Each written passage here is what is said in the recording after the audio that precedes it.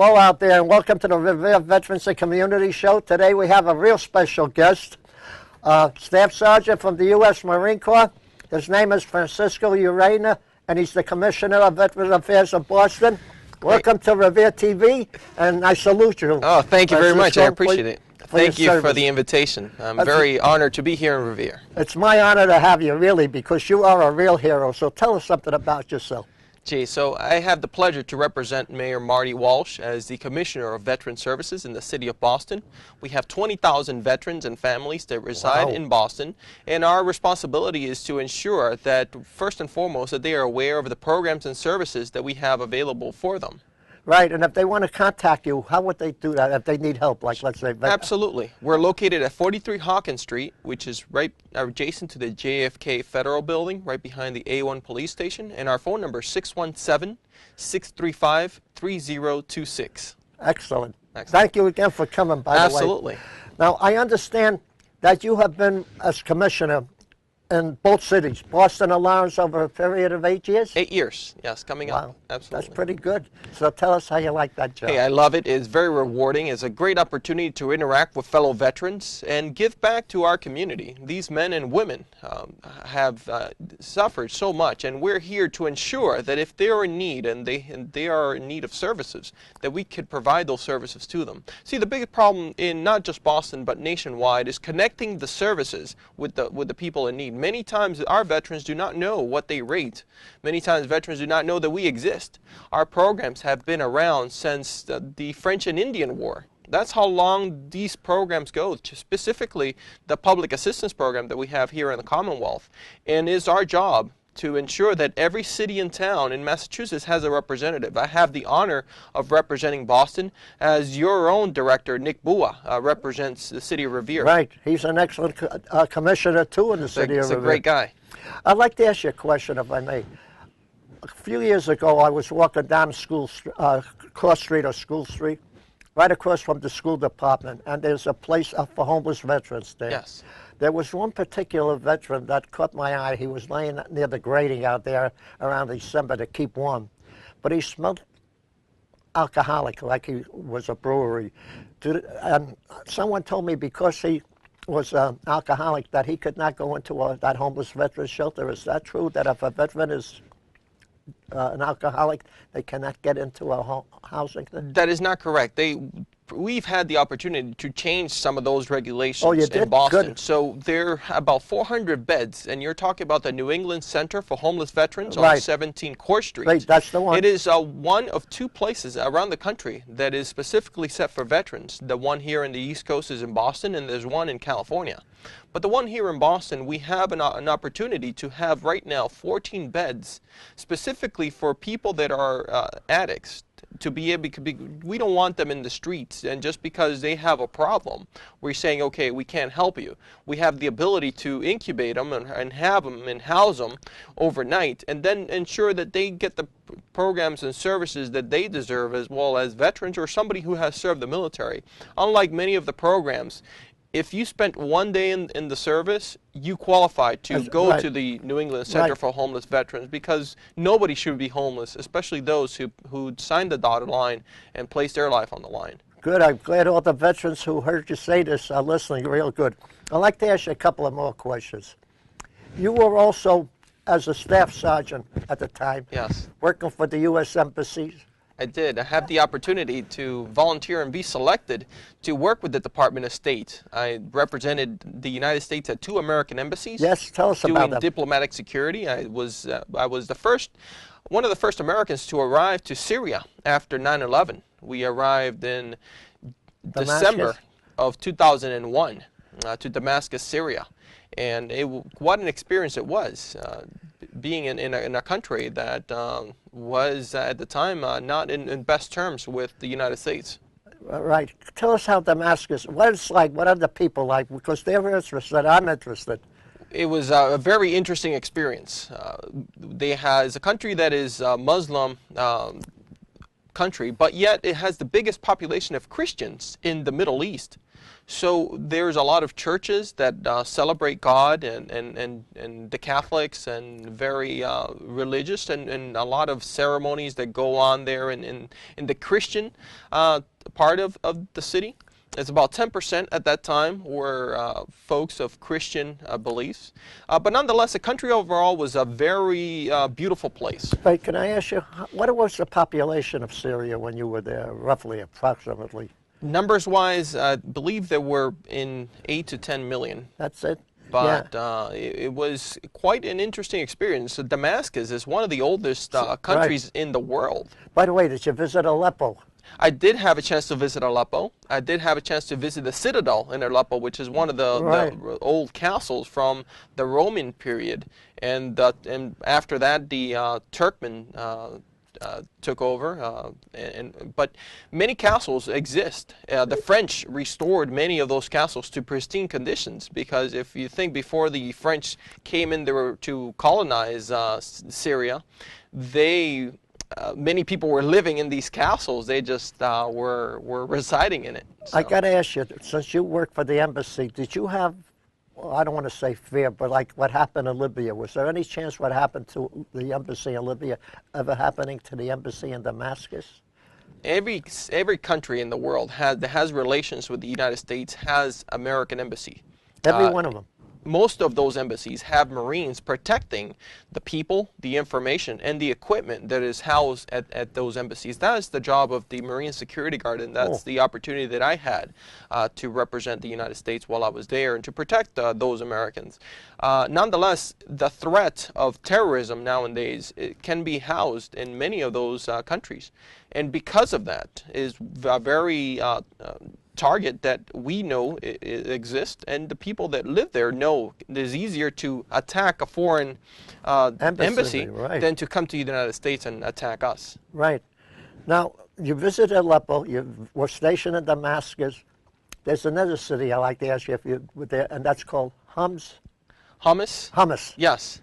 Did you visit that one? I did not. I did have an opportunity to visit the eastern part of the country, right near the Iraq border. Right. It is one of those desert cities, abandoned cities now, but the ones that exist with the old columns that are very emblematic of the Roman Empire.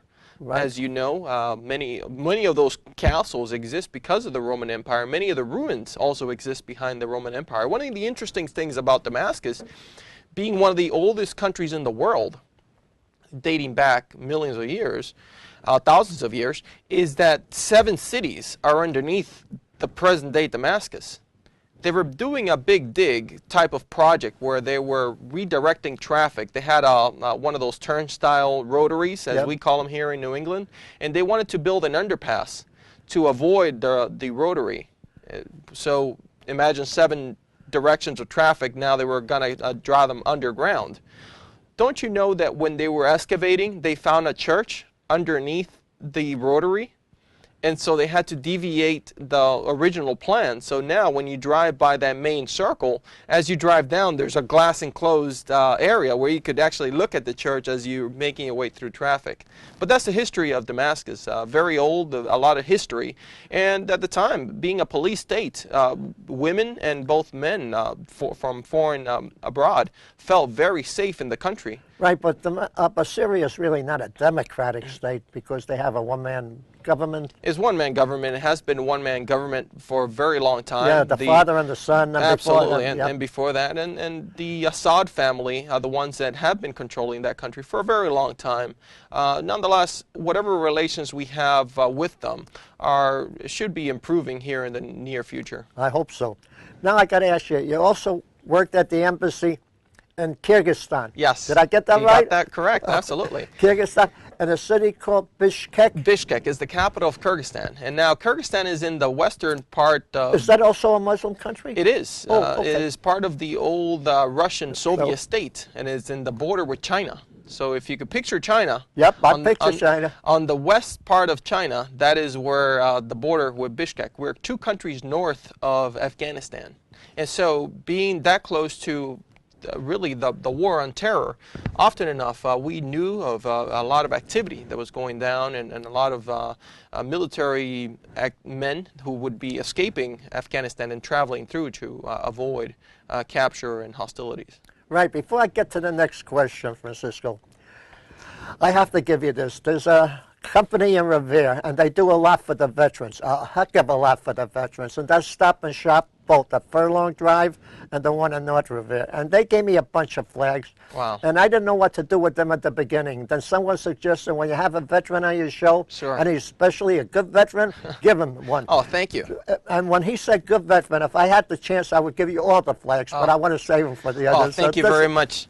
So, Morris, this is great, and it goes to show the examples of what private companies can do to make a difference in the community. So thank you for this. I'll share it. So Jacek, if you're listening out there, thank you for giving us the flags, and we turned it over to a veteran. And by the way, I understand you're a Purple Heart veteran. I am. I did receive the Purple Heart as a tank commander while in Iraq in 2005. And you also received the Navy Achievement Medal. Yes, Navy and Marine Achievement Medal. Navy and Marine Corps Achievement Medal with a Combat V for distinction and valor for our support of the operation. So let me thank you again, thank you. Francisco. Thank you. Now, what can the federal government do, really, to help improve the veterans? So I know many feds are probably not watching this show. So let's redirect that. They will after this. What can the federal representatives do to ensure it? And I think we as citizens have the opportunity to talk to your representatives, ensure that they have the best interests for our veterans. See, Morris, what goes on today is that 1% of the population has served in the military. So that leaves another 99% who don't have a connection. Our country is still at war, and many people are just not aware of that because we forget, we have other priorities, and we, just as your generation, there was a lot of bartering and a lot of saving and a lot of mentality of savings bonds. We don't have that. We don't have the ability enough. In a sense, we're fortunate. But in the other sense, these men and women are still out there, and we owe it to them to ensure that their benefits and their quality of life is maintained. Francisco, I hope what I ask you, I don't get any flack for this. I mean, a little pun, you know. Sure. A flag in the military. We are limited to what we can do. Now, I understand. We are now in Afghanistan, and they say that is the longest war we've been in. Is that correct, sir? That is correct, yes. We have been fighting for 12 years. Oh, and Vietnam was only, what, 10 years? It was short of 10 years, absolutely. So we are the longest. It is the longest. But we are limited to what we can do there. I mean, they court-martial some of our boys for what they're trying to do, protect us. You know, they're over there protecting us. Our hands are tied behind our back. We got now, for example, in Afghanistan, they want to negotiate because we're going to be pulling our troops out. The president there, Karzai, doesn't want to give us any help on that there. How do you feel about when you see people doing that to our troops? As a matter of fact, when our troops were getting killed in Afghanistan, it was more by the ones that we're supposed to help, the police, the soldiers. Absolutely. How do you feel about yourself, if I can ask you that? Absolutely. As a veteran, I'm very disappointed when I see some of those things. Now, often enough, what we see and what is going on in the country are two different aspects. Really, there's a lot of great good being done, a lot of schools being built, a lot of reintegration of societies, having trust in America and trust in what we're doing there, that we're not there to exploit their natural goods. But we don't see that. And so I know that the little parts that we see, the little blurbs, the little 1% of what really goes on is disappointing, because I really wish we see the whole story. Nonetheless, our men and women are the best men and fighting forces that exist around the world. And so we owe it to them to ensure that we welcome them back, that we give them everything that they deserve to fight while they're in the fight, and also when they return home. Right. How can we welcome them back? Listen, we're very fortunate here in the city of Boston. I know that I'm a Revere, but in the city of Boston, Mayor Marty Walsh is hosting a welcome home breakfast for our veterans. And it's something that the mayor does. Mayor Menino had the opportunity to do it, and now Mayor Walsh is taking the helm and doing that, welcoming back our veterans and their families, having a breakfast for them, ensuring that, one, thank them for their service, But you don't have to be from Boston. I think the community here in Revere could do something similar. And it's something that is done through local partnerships. The City of Boston Credit Union sponsors the breakfast. We host it at a local university so we could tell the veterans, the student veterans that are there, welcome home. Even if they're not from Boston, they're still in our city. And it's a great opportunity to say thank you for your service and let them know what's available to them in the case that they need it. I got to tell you, are you familiar with the Speaker of the House, Bob DeLeo? Yeah, I sure am, yes. Well, when he has a function, I always ask him if I could go around and collect money for Operation Troop Support or for the flags and Sure. things. Always yes. Another one who I like to say thank you out there, and that's our Mayor Dan Rizzo. Absolutely, a veteran. Yeah, Navy veteran, Yes, 6 that's years. right. That's right, yeah. I mean, we are a nation of, well, veterans, but you know, it's a shame now because the World War II veterans are not dying off, I understand, at a rate of about 1,000 plus a day. Absolutely. So in about another 10, 12 years, there's not going to be hardly any of us Sure. left. And so it's a great opportunity now to engage with these veterans, listen to their stories, talk to them, let them know how was their experience. Because as you say, in 10 to 12 years, we could be regretting, I wish I could have done something. I wish I Right. could have had that conversation. But the time for conversation is now. The time for action is now. And I welcome people to get involved and participate. Let me tell you, veterans events are not just for veterans. They're for the community. Right. When you see a Veterans Day event, is a time to come and thank a veteran. When you see a parade, is a time to step out of your vehicles, salute the flag, talk to these veterans, because it's not just for veterans, it's for the community as a whole. I got to tell you what happened to us, and you're going to laugh at this one. Back in May, we had an honor flight going down to Washington. Yeah. We never knew about the honor flight until I went to East Boston. So we got down to Washington, we landed in Baltimore, Maryland. Yeah. As we got off the plane and walking to the bus, there was a brigadier general there. Now, usually we salute the generals. Sure. But in this case, it was just the opposite. Yeah. He stood there and he had his hand up high and thanking each one of us for what we did up there. They had the little kids there thanking us. Yeah. Some of the girls came over and gave us some goodies there, you know, to take along on the trip. And the reason I say that, just a few days ago, we had the Paul Revere School that honored the veterans. Mrs. Barbara Kelly, the principal, and Terry and Sertle. They do a beautiful job. But we had 5 little kids sitting on those chairs over there, that were over there, and they honored the veterans. And then this time I gave each one a little flag that's that great. Stop and Shop donated to them. Sure. But instead of giving them to a military veteran, I gave them to a community veteran. That's great. So they loved it. Wow. So I'm glad you said what you did because it made my memory refresh to speak about them. Absolutely. Now, beside what we can do more to help you, if people want to donate to the veterans, let's say to your organization in Boston. By the way, no betting, because the betting that we've been getting have bed bugs, and the betting itself has been crawling away. So no betting, please. Okay. Absolutely. But New England Center for Homeless Veterans is a partnering agency of ours. It's a great opportunity not only to donate items. If you have some clothing, Do they have to be new or they can be used For the clothing? most part, they like new clothing, especially socks and things? personal items of care. Yep. But if you have some hygiene equipment, so if you have some toothpaste or some soaps or those detergents that you Right. want to donate, they would accept those as well. And not just items, but if you want to donate your time. The New England Center for Homeless Veterans serves every single day of the year, serves 3 meals a day. Imagine that. People think, oh, let me go serve veterans for Thanksgiving. Well, what about the other 363 days of the year? There's 3 other meals that need to be served during those days. So if you want to make a difference, if you want to get involved, it's a good opportunity as a youth to do community service, and as an adult, American adult that wants to thank a veteran is a great opportunity to get involved there as well. Right. Now, let me say, for example, I got a whole bunch of clothes I want to drop them off. New clothes, new shoes, new socks, new cake, cookies, wherever. Where do I take them to? Here in Revere, a good opportunity if you want to drive into Boston, right into downtown Boston, 17 Court Street, I would recommend giving them a call. They could be reached at 617-371-1800. is the number to the New England Center for Homeless Veterans. Ask. Sometimes they even pick these items up if they are interest to them, especially some of the items, for example. So it is a shelter, but many of the veterans transition. So if you have household items such as furniture that you want to donate, they often enough accept those. And if they are not accepting, they'll coordinate with somebody that will. So their number 617-371-1800 for the New England Center for Homeless Veterans. And also the Salvation Army is a good opportunity, because these partnering agencies are community organizations that we partner up with for when veterans are in need, and we're trying to find services and items for them to ensure that we coordinate with them as well. Right. When I was a little younger, I worked in Boston. There used to be the Salvation Army. There was also another outfit called Morgan Memorial. Are they still around? I have not heard of Morgan Memorial. Now, you might be dating yourself. No, that's all right. I'm not a young kid anymore. You know, I'm in my late 50s. But I remember Morgan Memorial. We used to drop off our clothes and things like that. So I guess that was down there, Harrison Street, yes. Albany. I guess that's Roxbury or West Roxbury. West Roxbury, absolutely. Yep.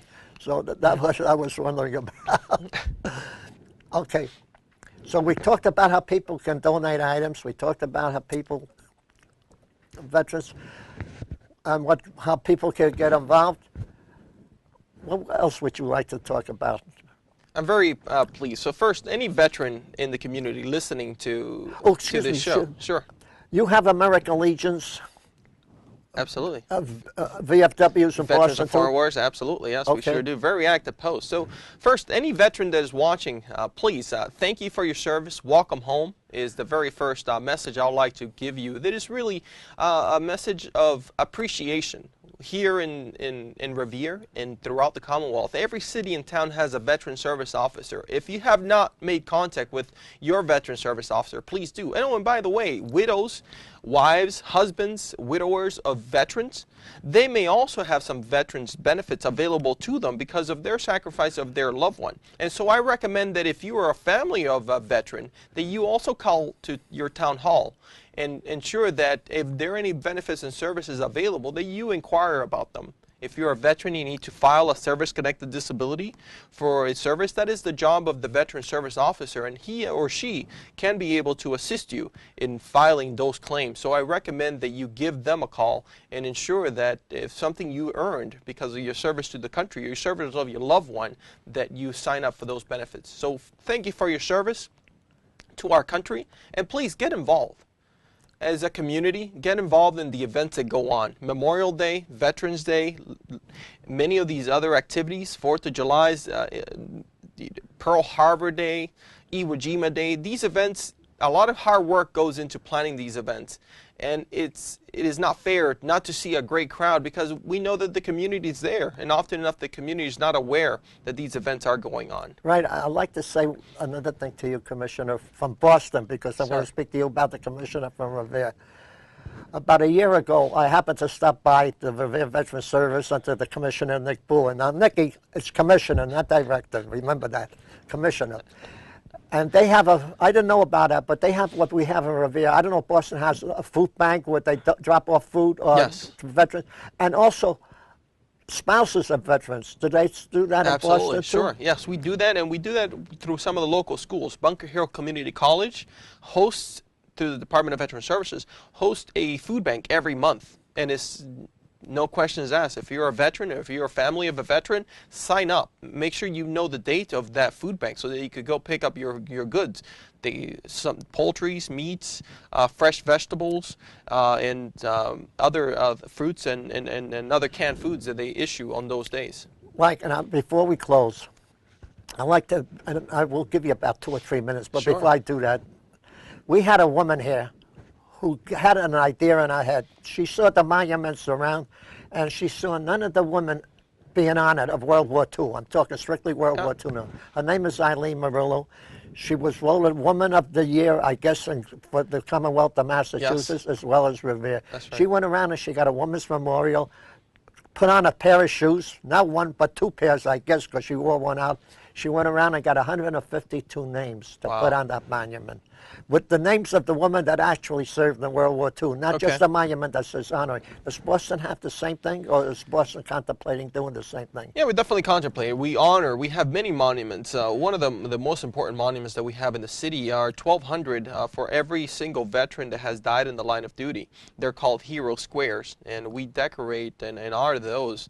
But there's always good opportunities. So if you have a great idea, and if you want to make a difference. She had that great idea. Sure, and we honor her for her contribution to the city of Revere and to the Commonwealth, and for that she was named the Woman Veteran of the Year.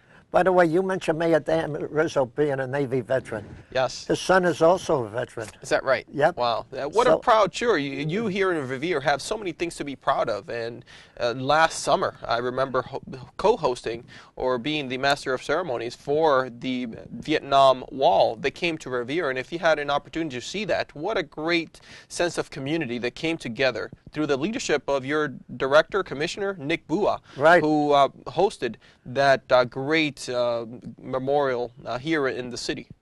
And by the way, I like to honor a lady, not Eileen Murillo this time, but Nick Bua's secretary, Donna Dreesen. She is a terrific woman. She takes care of every veteran that comes in, every phone call that comes in, and if they can't come to her, she goes to them. That's right. That's great. So, Donna, thank you for your service. All right. Now I'm going to give you exactly a minute and a half to say whatever you want to, because we're getting down there. Phenomenal. Well, Morris, thank you so much. On behalf of our Mayor, Marty Walsh, and the City of Boston, I'd like to present to you our Welcome Home coin. And this is for you, for your service to our country. Thank you. It's one of those that we give to our veterans of Boston, but for your service to our country and your continued service here in Revere, I honor to give that to you because you get do a shot so at much. this. Blow it up. I mean, blow the coin up. You do so much for our veterans in our community. No, it's a pleasure. I got to tell you. I mean, you know, people say I salute you for your service, but I really salute you because you are a real hero. You are a combat veteran. I was not a combat veteran. So I want to thank you.